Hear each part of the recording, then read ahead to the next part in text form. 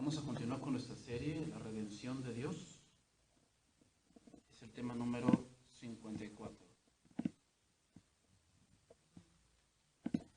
El tema de esta tarde se titula Respuesta a la ley. Respuesta a la ley.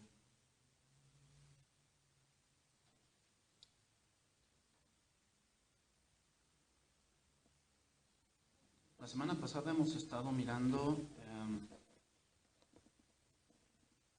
el cómo Dios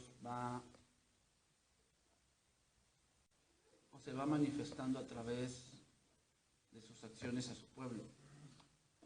Hoy vamos a ver, hermanos,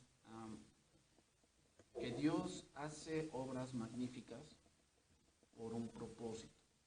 Dios no es un milagrero, ¿okay? O sea, Dios no es un brujo al que vamos y le decimos, oye Señor, necesito esto. Y Dios automáticamente lo va a hacer porque tú lo dijiste. No, Dios no es así. Dios es Dios y Él tiene un carácter que debemos entender, ¿okay? Que debemos comprender que así es. Que nuestro Dios es fuego consumidor, pero que nuestro Dios también es amor.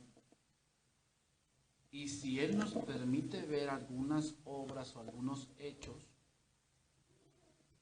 tenemos una gran responsabilidad de cómo vamos a responder a eso.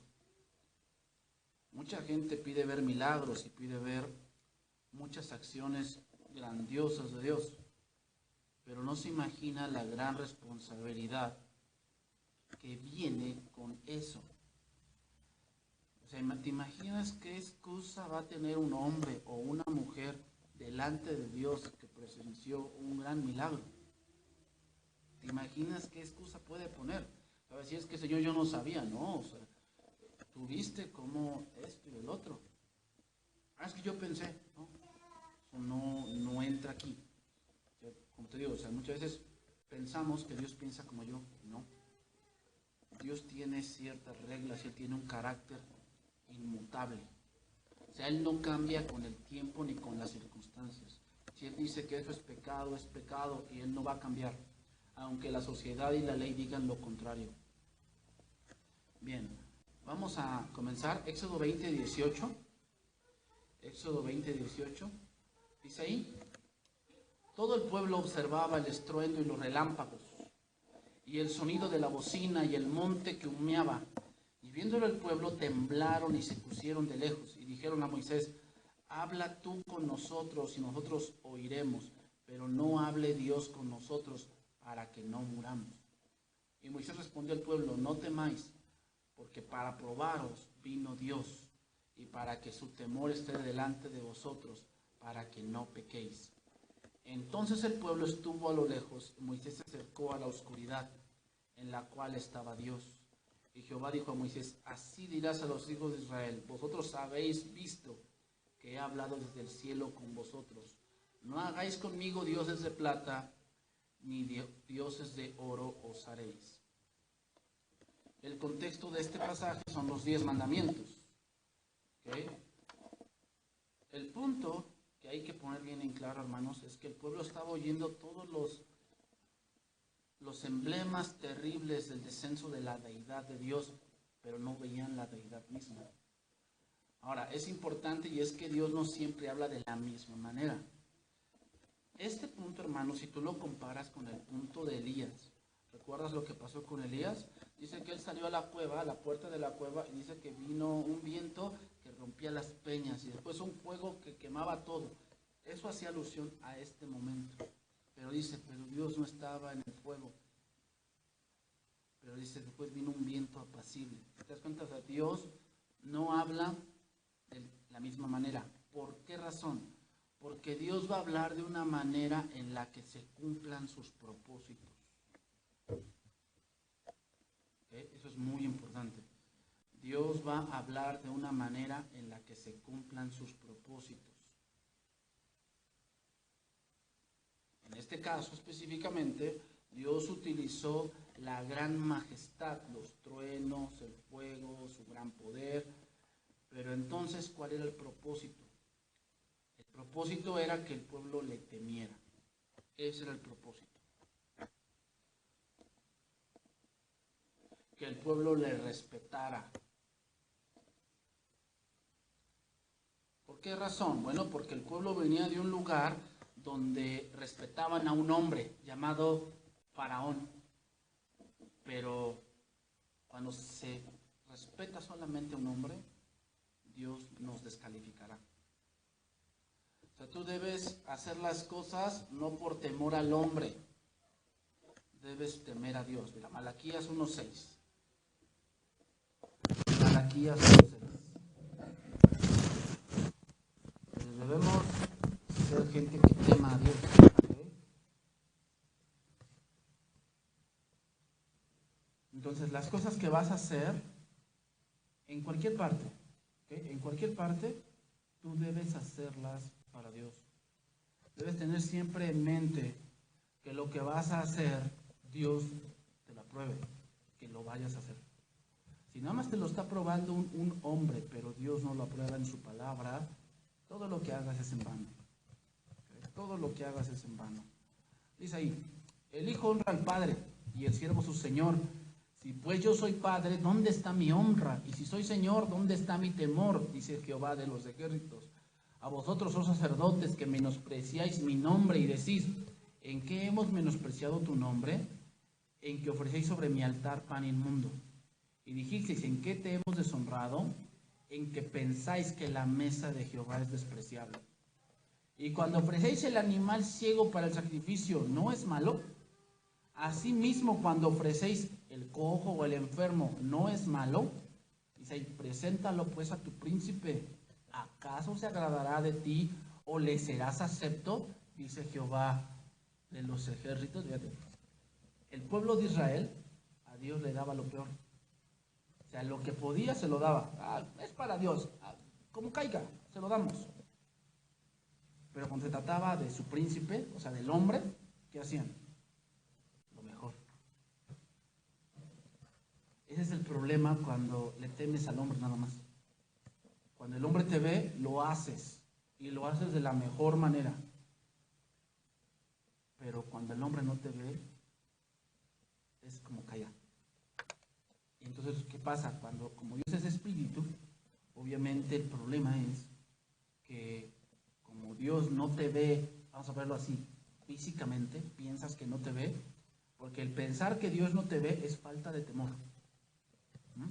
Pensar que Dios no te ve y que Dios no ve todo lo que hacemos es falta de temor a Dios y es una falta de respeto a Dios.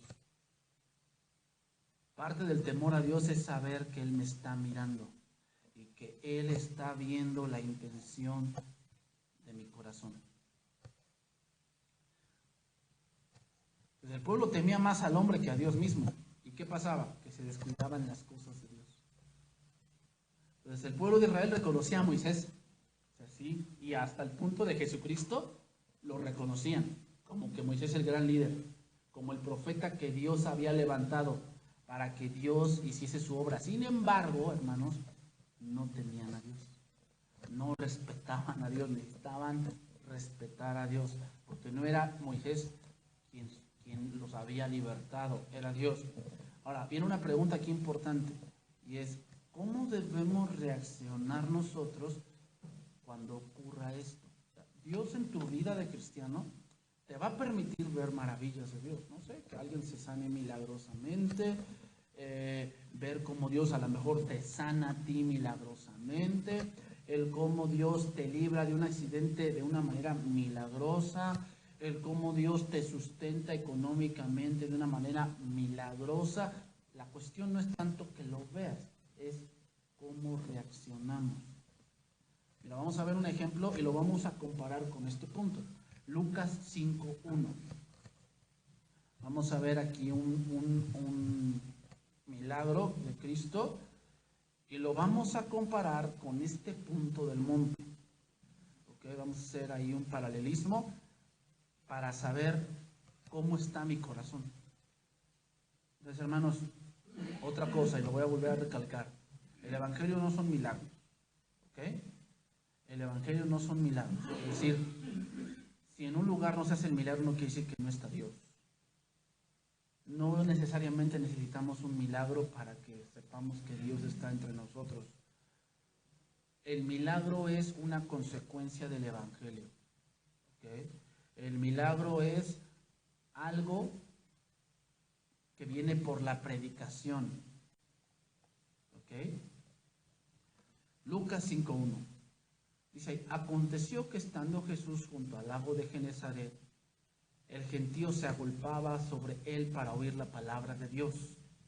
Y vio dos barcas que estaban cerca de la orilla del lago, y los pescadores, habiendo descendido de ellas, lavaban sus redes.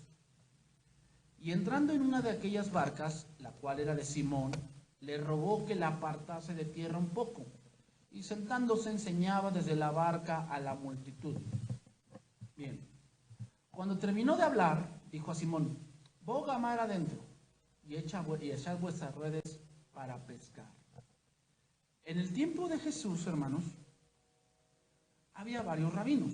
O sea, Jesús no era el único maestro que enseñaba en esos tiempos. Había muchos rabinos en esos tiempos también. Y también había escuelas. En este caso había dos.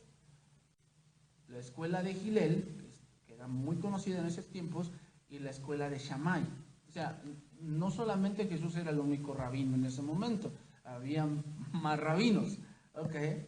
Entonces, cuando Jesús le pidió a Pedro que bogara mar adentro, Pedro lo hizo, pero Pedro tenía en la mente que era un rabino más. O sea, ¿qué pensarías si hay muchos maestros errantes y un maestro te pide que, no sé, que le prestes tantito tu patio, tu casa? Y dices, sí, ¿qué va a hacer? No, pues voy a enseñar algo, voy a enseñar historia general. Ok. ¿Está bien? ¿De qué horas a qué horas? No, pues de tal hora. Está bien, pues, lo prestas. Porque tú sabes que, como él, hay muchos. Ese pensamiento tenía Pedro. Sin embargo, viene la hora de las instrucciones personales. Para que él se diera cuenta, ¿quién? Pedro en específico, quién le hablaba y quién estaba ahí. ¿Te das cuenta? O sea, va a venir un milagro. El punto no es tanto el milagro. El punto es lo que ocasionó y el porqué de ese milagro. Cuando terminó de hablar, dice ahí, dijo a Simón, boga mar adentro y echad vuestras redes para pescar. Respondiendo Simón le dijo, maestro, toda la noche hemos estado trabajando y nada hemos pescado, mas en tu palabra echaré la red. Por lo regular, hermanos, en las aguas de esas regiones, y todo pescador sabía que era mejor pescar de noche, porque en la noche los peces salían a comer. Entonces, imagínate que un maestro te diga que bogues mar adentro en la mañana. Eso era algo inaudito y obviamente para un pescador era algo ilógico. Por eso le dice, Señor, toda la noche hemos estado pescando. ¿Qué quiere decir? Que en la hora que sabemos que se debe de pescar, no hemos pescado nada. O sea, lo que tú me estás pidiendo es algo que va contra la lógica. Sin embargo, obedece. Y vemos la orden del Señor de todo el universo hacia Pedro. Es como aquel monte Sinaí, donde se escribieron los mandamientos con el dedo de Dios. Y dice que escuchaban la trompeta y escuchaban los mandamientos cuando Dios los escribía. También escuchaban la voz como Pedro escuchó la voz. Pero dice, y habiendo hecho esto, versículo 6, encerraron gran cantidad de peces y su red se rompía. Hicieron una pesca que él jamás había hecho. A eso se refiere. O sea, de alguna manera yo me imagino el milagro como que al momento que echó la red, al momento se empezó a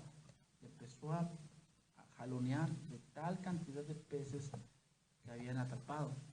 Entonces hicieron señas a los compañeros que estaban en la otra barca para que viniesen a ayudarles. Y vinieron y llenaron ambas barcas de tal manera que se hundían. Y ahí viene la reacción. Y viendo esto, Simón Pedro, primero le dice, Si tú te das cuenta en la primera mención de Pedro, dice, es de Simón. Simón, nada más. Y aquí ya pone Simón Pedro. ¿Por qué? Porque recuerden que Pedro significa piedra pequeña. Vio su pequeñez.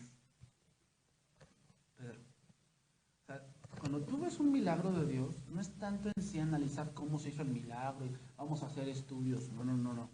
Es la reacción que tiene. ¿Qué reacción tenemos? Debemos sentirnos primeramente pequeños ante la grandeza de Dios. Dios no es el igual. Dios es el soberano. Y si Él hace algo es porque Él quiso. Dice ahí, viendo esto Simón Pedro, cayó de rodillas ante Jesús. Vean la reacción de Pedro. El punto central del milagro, hermanos, no es en sí la pesca, no es cazar peces.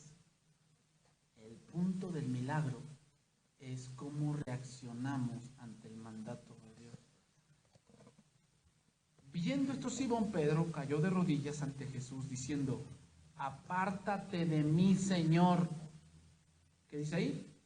Porque soy hombre pecador. Ajá. Pedro logró ver un poco o un poquito de la deidad de Jesús. Un poquito. O sea, no vio todo. Un poquitito. ¿Y eso qué hizo? Que se humillara. Eso debería provocar en todos los creyentes, pero lamentablemente eso no lo vemos hoy en día. Hoy para muchos el ver un milagro es símbolo de orgullo. No, vean aquí sí Dios sí se mueve. O sea, a ver, espérate. O sea, ¿qué no el milagro debería hacer que te humillaras? O sea, el pueblo que debía haber hecho al ver todo ese monte tronando y con fuego y relámpagos, ¿qué debían haber hecho? Postrarse, decir, Señor, tú eres grandioso, o sea, estamos viendo tu gloria, un poquito de tu gloria, y me humillo. Pero lo que ellos hicieron fue buscarse una excusa. Ahí hay dos caminos. Cuando ocurre un milagro, las personas pueden reaccionar de dos maneras. Una, o se humillan, como Pedro, y reconocen que son hombres pecadores y que lo que Dios está haciendo es algo que Dios ha permitido. O dos, piensan que es el hombre. Que hoy muchos es así. O sea, ¿tú piensas que en las campañas de milagreros van por Dios? Por eso son muy peligrosas esas cosas. ¿Por qué? Porque el con que es Dios. Ok, o sea, el con que es Dios de que vamos a glorificar a Dios y vas a ver que Dios se va a mover dentro de nosotros y empiezas a ver muchas cosas. Pero al otro punto es que esa es nada más la fachada. Lo que hay dentro es que buscan al hombre. Porque piensan que es el hombre, piensan que es ese hombre que oró el que tiene el poder. Es mentira. Por eso no debemos andar tras los milagros, porque si no vamos a pensar como el pueblo. Que buscamos un hombre que nos hable a él nos hable él de Dios y no que Dios te hable él mismo. Entonces vemos la misma reacción pero con distintos destinos. Temor. También Pedro tuvo temor, pero ese temor lo llevó a humillarse. El pueblo también tuvo temor, pero ese temor lo llevó a buscar a un hombre. Lucas 5:8 sigue diciendo, viendo esto Simón Pedro cayó de rodillas ante Jesús diciendo, apártate de mí, Señor, que soy hombre pecador, porque por la pesca que habían hecho el temor se había apoderado de él y todos los que estaban con él. Vemos, el punto del milagro no es que Jesús sabía más de pesca que Pedro, no es el punto ahí, más bien era que Pedro viera como no era un rabino de los muchos que había, no, sino más bien que él era Dios mismo. El pueblo de Israel también tuvo temor, pero ese temor hizo que se alejaran en vez de humillarse. Entonces vamos a empezar a entrar ahí, Éxodo 20:18. Entonces algo interesante, hermano, o sea que El pueblo no buscó de Dios, el pueblo buscó un hombre. No te vamos a verlo. Dice ahí, todo el pueblo observaba el estruendo y los relámpagos y el sonido de la bocina y el monte que humeaba. Lo estaban viendo, estaba frente a ellos. Y viendo el pueblo temblaban y se pusieron de lejos. O sea, se pusieron de lejos. Es decir, como que no, ¿sabes qué? Yo no me quiero acercar. Hermanos, el monte aquí es símbolo de la ley. ¿Okay? Es símbolo de la ley. ¿Qué hace la ley? Te infunde temor. Sin embargo, no nos acerca a Dios. Eso es la ley. ¿Por qué? Porque la ley te marca la paga del pecado. Es muerte. Entonces, por eso la gente no se acerca, porque tiene miedo de morir. Porque la ley nos muestra la parte de nuestro Dios que es justo y que Él no tolera el pecado en su presencia. Pero por otro lado, ¿sabes qué vio Pedro? La gracia. ¿Por qué? Porque Pedro se humilló. Por un lado vemos la ley, eso es la ley, hermanos. La ley solamente infunde temor y hace que te alejes, porque dices, no, yo creo que aquí voy a morir. Pero ¿por qué Jesús no pensó que sí? ¿Por qué Pedro no pensó que se iba a morir? Porque Jesús ahí en ese milagro es símbolo de la gracia. Dice ahí Hebreos capítulo 4, verso 14. Por tanto, teniendo un gran sumo sacerdote que traspasó los cielos, Jesús, el Hijo de Dios, retengamos nuestra profesión, porque no tenemos un sumo sacerdote que no pueda compadecerse de nuestras debilidades, sino uno que fue tentado en todo, según nuestra semejanza, pero sin pecado. Acerquémonos pues confiadamente al trono de la gracia. Eso fue lo que miró Pedro. Para alcanzar misericordia y hallar gracia para el oportuno socorro. Al ver Pedro lo que Jesús había hecho, él se acercó a él y se postró, mientras que el pueblo, ¿qué hizo? Se alejó. Eso es la ley. La ley te muestra tu pecado, tu condición, pero no hace que te acerques a Dios. Entonces sigue diciendo, versículo 19. Y dijeron a Moisés, habla tú con nosotros. Fíjate lo que hicieron. Habla tú con nosotros. Y nosotros oiremos. ¿A quién? A Moisés. A ver, vamos a ponerlo así. ¿A quién prefieres tú escuchar? ¿A un hombre o a Dios mismo? Hermanos,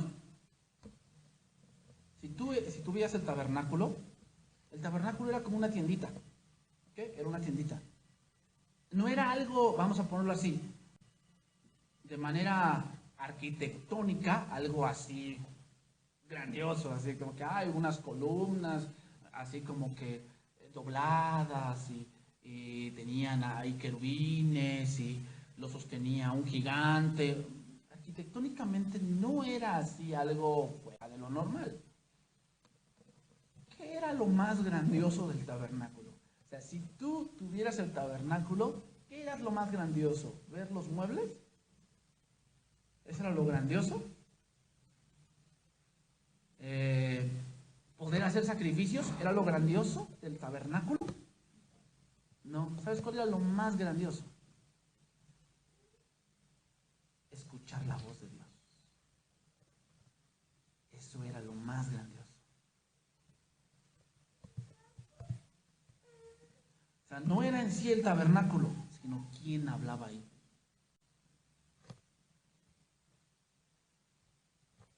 Por eso el sacerdote tenía algo tan increíble que entrar una vez al año al lugar santísimo. Pero ¿sabes quién entraba cuando quería consultar a Dios? Moisés. Moisés entraba cuando él quería.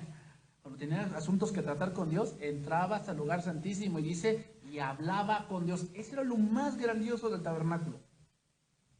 Era lo más grandioso. O sea, Si tú llegabas al tabernáculo, lo más grandioso que podías ver o que podías esperar en ese momento era que Dios te hablara. Pero hoy muchos, ¿a quién quieren escuchar? Al hombre. Hoy la iglesia está de esa condición como el pueblo. Hoy el pueblo, o la iglesia, no quiere escuchar a Dios, quiere escuchar al hombre. ¿Y sabes qué va a pasar con eso? Que no llegan a Canaán.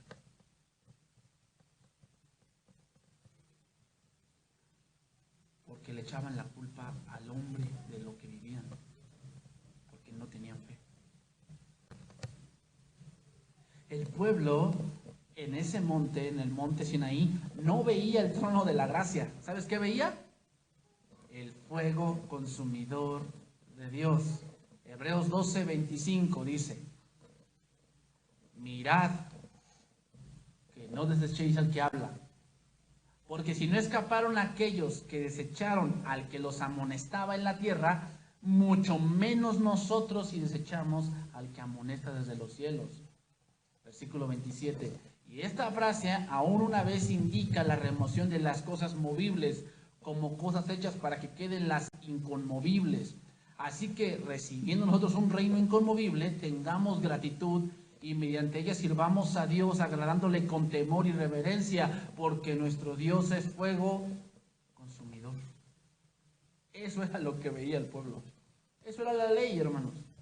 La ley causa temor y se busca al hombre para poder remediar esta parte del temor. Pero Pedro, ¿qué vio? El trono de la gracia, es decir, Jesucristo. Seguimos adelante, Éxodo 20, 19 y 20. Y dijeron a Moisés: habla tú con nosotros y nosotros oiremos, pero no hable Dios con nosotros para que no muramos. Y Moisés respondió al pueblo: no temáis, porque para probaros vino Dios, y para que su temor esté delante de vosotros, para que no pequéis. ¿Qué es lo que va a hacer que no pequemos? Que estemos conscientes de que Dios nos ve.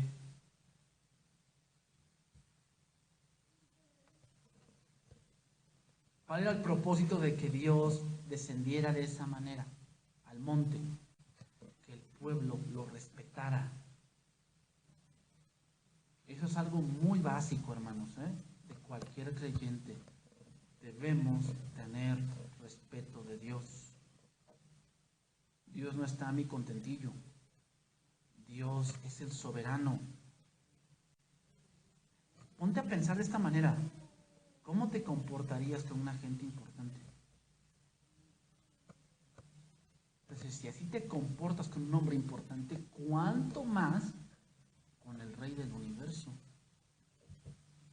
Moisés aquí en estos versículos, hermanos, es figura de Cristo como mediador. Mediador. En 1 Timoteo 2:5 dice: porque hay un solo Dios y un solo mediador entre Dios y los hombres. ¿Quién? Jesucristo. La palabra mediador aquí significa alguien que intercede.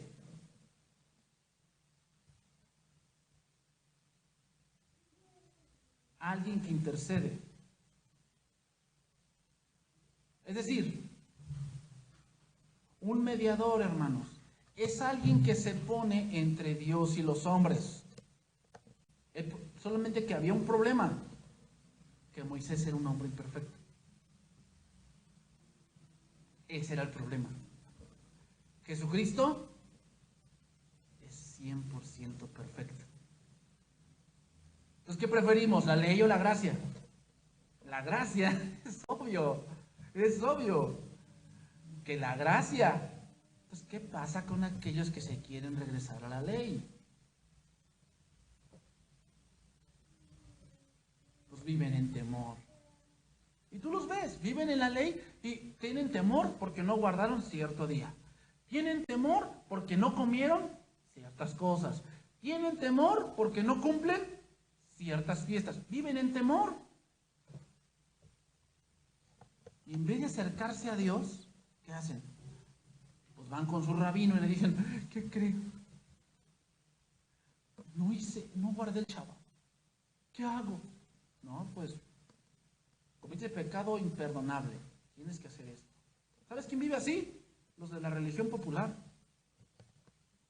Como viven en temor, van y se confiesan. ¿Con quién? Con un hombre. Yo estoy mejor. ¿Por qué? Porque cuando yo cometo pecado, primera de Juan 2:1, y si alguno hubiere pecado, abogado tenemos para con el Padre. ¿A quién? A Jesucristo. O sea, Jesucristo te escucha a cualquier hora, no necesitas sacar ni una cita.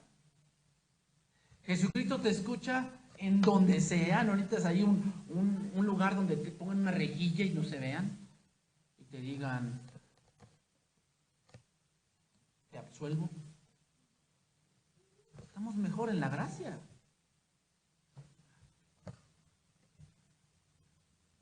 Entonces Dios quiere, hermanos, que le sigamos por amor más que por temor.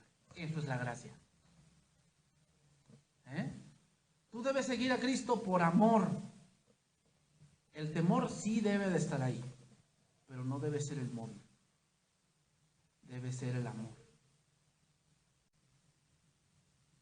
Y para superar el temor, hermanos, tenemos que pensar más en el amor de Dios.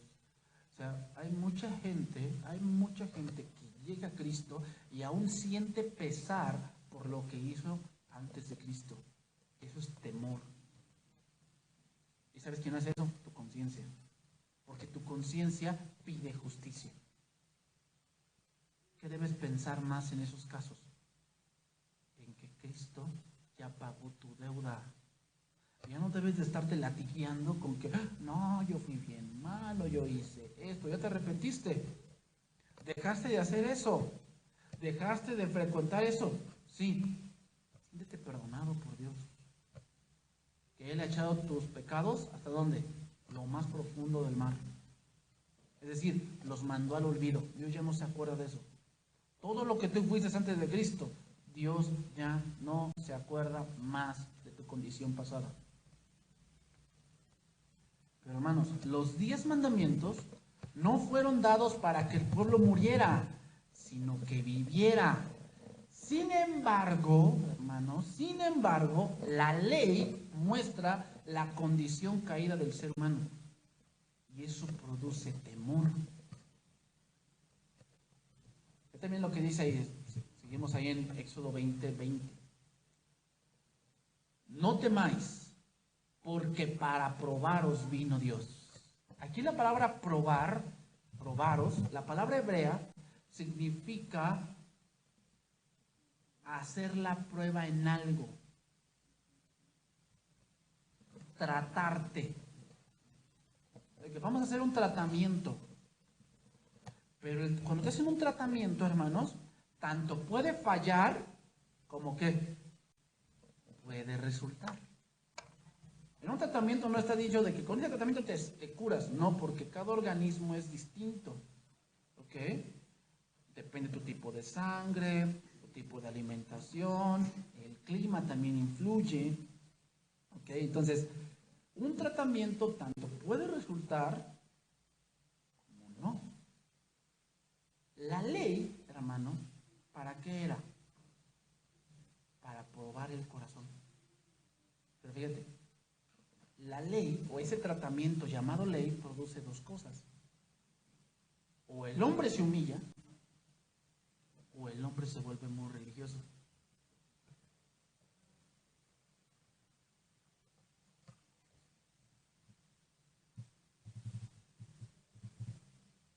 Hay mucha gente que sí se siente como que con el peso de sus pecados, como que fueron borrachos y se sienten mal.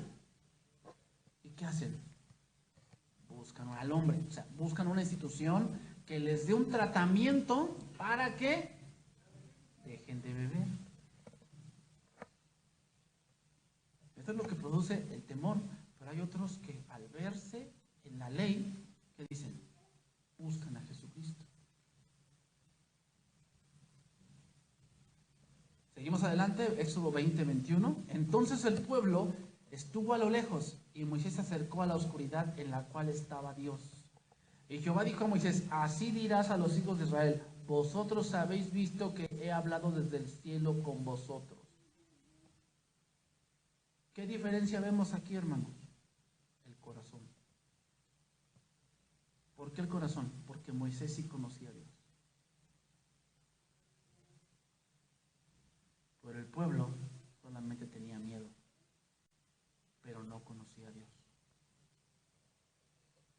Y como dice Hebreos, pero sin fe es imposible agradar a Dios, porque es necesario que el que se acerca a Dios debe creer que le hay y que es galardonador de los que le buscan. Cuando hay una fe bien puesta en Cristo y en Dios, Él te va a revelar. Te va a revelar. Sin duda, te va a revelar. ¿En dónde? Muchas veces en la soledad. Por eso habla de que en la oscuridad. En la soledad, muchas veces Dios te revela muchas cosas. Pero cuando no tienes fe, hermanos, prefieres hablar con un hombre que con Dios. Eso hace el hombre cuando quiere regresar a la ley. ¿Qué? Está prefiriendo a un hombre que le hable a que le hable Dios mismo. Eso es regresar a la ley, hermano. Es inaudito, pero hay gente que así vive. Que prefieren escuchar a un hombre que les diga de tradiciones y costumbres que escuchar a Dios mismo. Así lo dijo Cristo también en Juan 11:38. Jesús, profundamente conmovido, otra vez vino al sepulcro. Era una cueva y tenía una piedra puesta encima. Y dijo Jesús, quitad la piedra. Y Marta, la hermana del que había muerto, le dijo, Señor, hiede ya, porque es de 4 días. Y Jesús le dijo, ¿no te he dicho que si crees verás la gloria de Dios? Pregunta, ¿cuál es la gloria de Dios? No, es que si crees, vas a ver el milagro. Eso no es la gloria de Dios. No. Retorno o regresamos al punto del tabernáculo. ¿Qué es la gloria de Dios? Escuchar su voz. Pues porque yo no escucho la voz, pastor. Usted dice que Dios le habló y a mí no me habla. Ahí sí te falta fe. Te falta creer más en Dios, o sea, creer que Él lo va a hacer. Pero no para que hagas milagros, no. Creer que Dios, lo que Él te está hablando es para tu bien. Porque muchas veces puedes saber la voluntad de Dios, pero como no tienes fe, no la haces y no puedes ver la gloria de Dios. O sea, ¿qué más gloria de Dios puedes ver cuando tu vida está cambiando? Y no por ti, sino porque Dios está en tu vida. Pero si no crees, o sea, si tú lees más adelante ese pasaje de Juan 11, abrieron esa cueva, ¿y qué gritó Jesús? Lázaro, ven fuera. ¿Por qué no dijo, ven fuera? Porque otros muertos también hubieran resucitado. ¿Ah? Porque la voz de Dios es vida. De ahí viene la palabra inspiración, es como un soplo, es como el soplo que Dios le dio al hombre cuando lo formó de la tierra y sopló en él aliento de vida. Si Jesús hubiera dicho, sal fuera, pues hubieran salido varios muertitos ahí.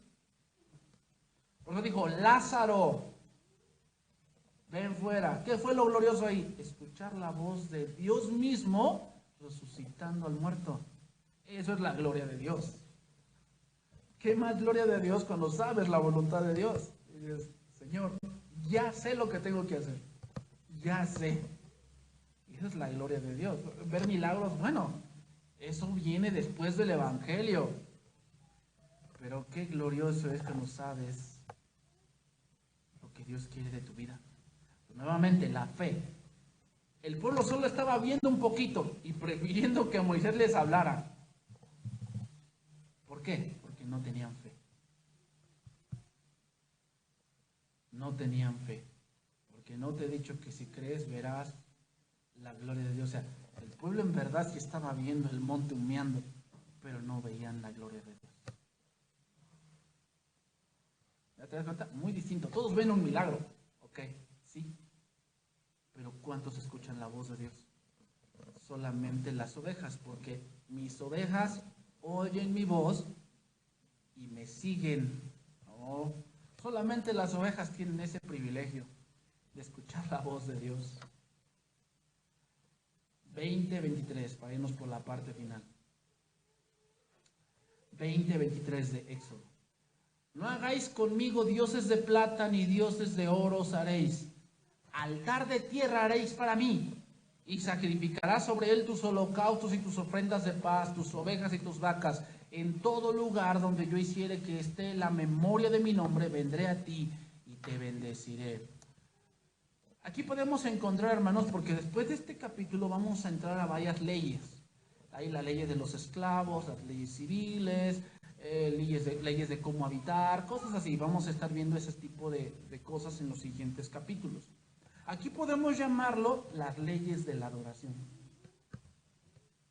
Las leyes de la adoración. Fíjate, la adoración no es como querramos. La adoración es como Dios dice. Bien.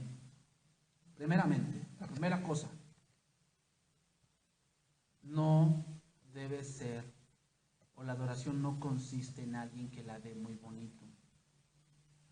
Vamos a ponerlo así, si no viene el cantante de moda, ¿no es adoración? Es hacerte un Dios de plata. O sea, mucha gente dice, es que noche de adoración. ¿Por qué es noche de adoración? Porque viene fulano de tal a cantar. Y si canta el de tu iglesia, no, ahí sí no siento. Aguas con tu Dios. Aguas con tu Dios. Puede ser de plata, como dicen los argentinos. Los argentinos dicen, es que saca la plata. Significa dinero. Hay unos que tienen sus dioses de plata, ¿va? Que si no son esos los que cantan, sienten que no adoran. La adoración no consiste en quien dirija la alabanza, hermanos. En eso no consiste. ¿En qué consiste? En a quién va dirigida. Y hoy muchos han empañado la alabanza o la adoración a Dios porque hay dioses en medio de ellos. No debe haber nada, hermanos, no debe haber nada que le robe la gloria a Dios. Nada. Si el corazón de una persona está diciendo es que yo estoy adorando porque fulano está cantando, le está robando la gloria a Dios y es un idólatra. La adoración a Dios no depende de quién cante o quién dirija, sino a quién va dirigido. Eso es muy importante, por eso dice el versículo 23, no hagas conmigo dioses de plata. Un Dios es todo lo que quiera ocupar el lugar de Dios en mi corazón. Nada debe estorbar la gloria a Dios. Eso es muy importante y muchos caen en ese error. Número 2, el altar debía ser de tierra. ¿Por qué? Bueno, la tierra es un símbolo de lo que el hombre es. ¿De dónde fue hecho el hombre? Del polvo de la tierra. ¿Qué quiere decir? Que el ser humano, su principal propósito fue adorar a Dios. ¿Qué es el propósito principal de tu vida? ¿Por qué estás en esta tierra? ¿Para qué estás? Para adorar a Dios, no para ser feliz, ¿eh? No, yo vengo aquí para ser feliz. No, para adorar a Dios. Por eso dice allá un altar de tierra.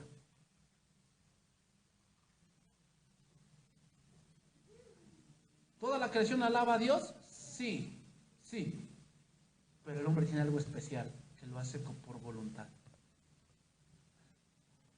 Toda la creación alaba a Dios, pero el hombre, que Dios le puso entendimiento y racionalidad, su Creador.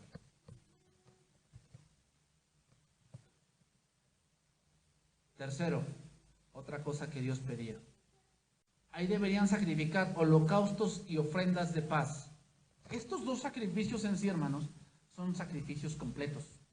El holocausto se quemaba completamente. O sea, nada se llevaba el que lo traía. ¿Qué quiere decir? Que a Dios en la adoración no le gustan las cosas a medias. Una de las maneras en que adoramos a Dios es obedeciendo, pero si tú obedeces a medias, Dios no te acepta eso. Es como Saúl.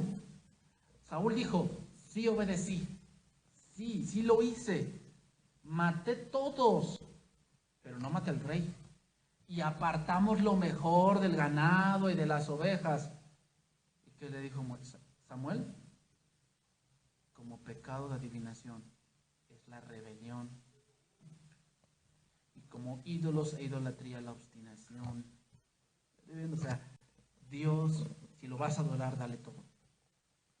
Si no lo quieres adorar, la más le quieres dar la mitad, mejor no se lo des. Dios no te lo va a aceptar. Porque Él quiere todo. ¿Cuánta gente anda adorando a Dios con un corazón a medias? Que sí te entrego esto, Señor, pero esta parte de mi vida no te metas. En esta no. Esta parte yo no te la quiero dar. Cuarto lugar, 4 puntos que Dios declara aquí de la adoración, es que el lugar que Dios señalare. ¿Sabes de qué habla esto? De la manera que Dios dice. Podremos ser muy sinceros, muy sinceros, hasta llorar. Pero si no lo hacemos como Dios pide, estamos sinceramente equivocados. Tú lo puedes ver, yo lo he visto en la televisión, gente que hay un canto de alabanza, de adoración a Dios, y la gente está llorando. Pero cuando salen y la entrevistan, dicen, no, es que yo le doy gracias a fulanito que me ministró. Ah, ¿no fue Dios quien te convenció? ¿No dice la palabra que el Espíritu Santo te convence de pecado, de juicio y de justicia? Ah, ¿entonces fue el hombre?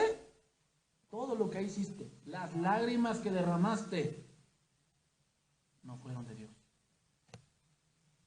Ay, pastor, pero ¿cómo puede ser? Si estaba arrodillada, estaba sinceramente equivocada.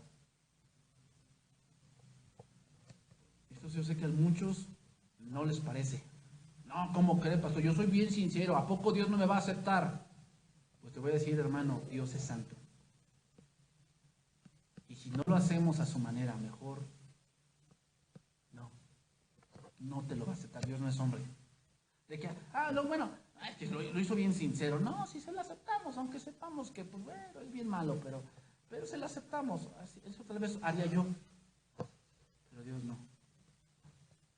Dios no. Dios no va a romper las reglas que Él mismo ha puesto. Versículo 25 y 26, y con eso vamos a terminar. Y si me hicieres altar de piedras, no las labres de cantería, porque si alzares herramientas sobre él lo profanarías. No subirás por gradas a mi altar, para que tu desnudez no se descubra junto a él. Otro punto, las piedras serían sin labrar. ¿Por qué sin labrar? Bueno, aquí habla una palabra interesante, es profanar. Aquí la palabra profanar en el hebreo significa, hermano, es interesante, pero significa denominativo. Significa algo inmundo. ¿Qué quiere decir esto? Que es querer imitar la adoración de otros cuando la adoración es personal.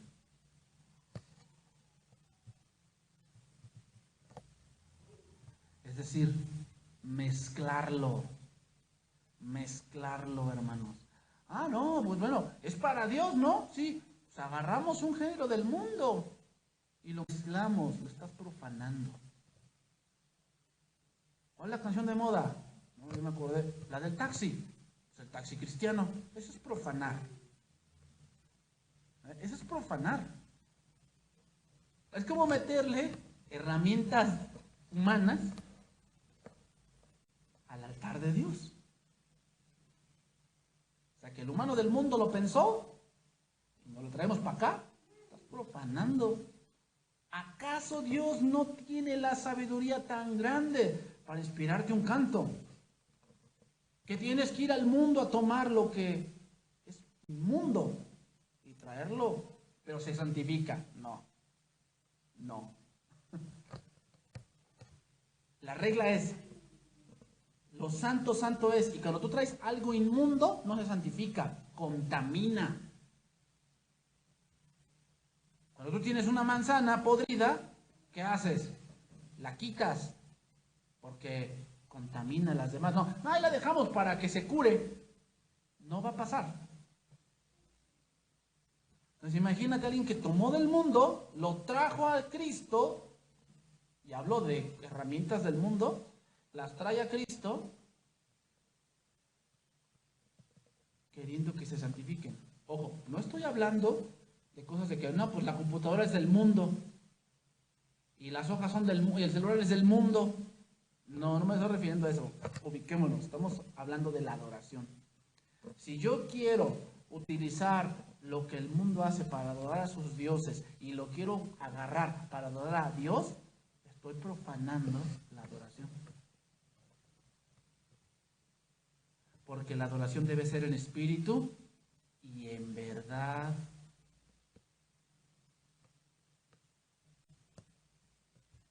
Y número 6, que aquí marca, no subir por gradas. Este punto, hermanos, tiene mucho que ver con la adoración pagana. Los cananeos hacían altares muy artesonados y con gradas. ¿Por qué razón? Bueno, en la Biblia, cuando se habla no se descubra tu desnudez, habla que no se les vean a los sacerdotes las partes blandas. ¿Okay? Cuando un sacerdote iba a adorar a su Dios, solamente le cubría la túnica, no se ponía ropa interior. Entonces, cuando subían las gradas en alto, ¿qué hacían los de abajo? Ver su desnudez. ¿Por qué? Porque la mayoría de la adoración a los dioses paganos implicaba inmoralidad.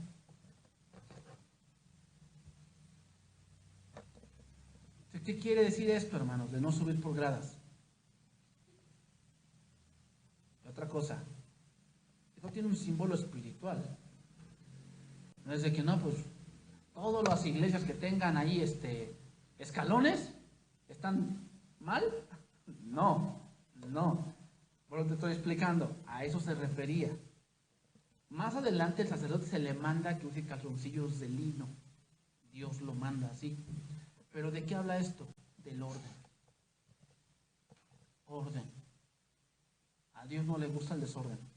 No adoramos a Dios y uno está allá haciendo como gallo, el otro aquí como borrego, el otro aquí se está azotando, la otra está hablando en lenguas, el otro está profetizando a su hermano. ¿Están adorando a Dios? Dicen, no.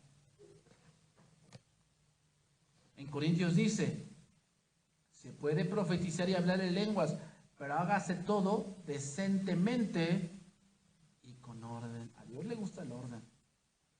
Una iglesia que tiene un buen desorden en su reunión y no se puede escuchar la palabra de Dios, no está adorando a Dios. La adoración a Dios no es el desorden. Eso lo podemos ver en el internet. Como, no, y hay veces, por si hay unos que sacan la manguera santa y sacan la manguera de bombero y los mojan a todos. Y creen que están adorando a Dios. Otros con el saco. Ahí ves a la multitud cayéndose y haciendo la ola para Cristo. Eso no es adoración, es un vil desorden. Dios no le gusta el desorden, Dios quiere orden. A Dios le gusta el corazón humillado. Eso quiere decir las gradas.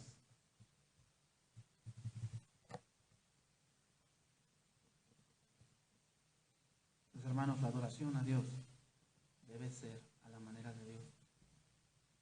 Pero la adoración empieza con el temor. Si no tenemos temor, vamos a llegar aquí y vamos sí a escuchar o vamos a cantar, pero tal vez mi corazón esté en otro lado. No sé ni a quién le canto, no sé ni a quién escucho, porque no tengo temor. Entonces alguien que no tiene temor, no está consciente de lo que Dios es, ¿cómo va a adorar? Es imposible. Primero debemos de conocer quién es Dios. Hay mucha gente que adora sin conocimiento y eso no es válido. La adoración debe ser con conocimiento, conscientes de a quién le cantamos, de a quién escuchamos y de a quién nos humillamos. Para decir como Pedro, Señor, soy pecador. Y entonces Jesús te va a decir, cree para que escuches mi voz. Porque no te he dicho que si crees, verás la gloria de Dios. La gloria de Dios es escuchar su voz. Amén. Dios bendiga su palabra.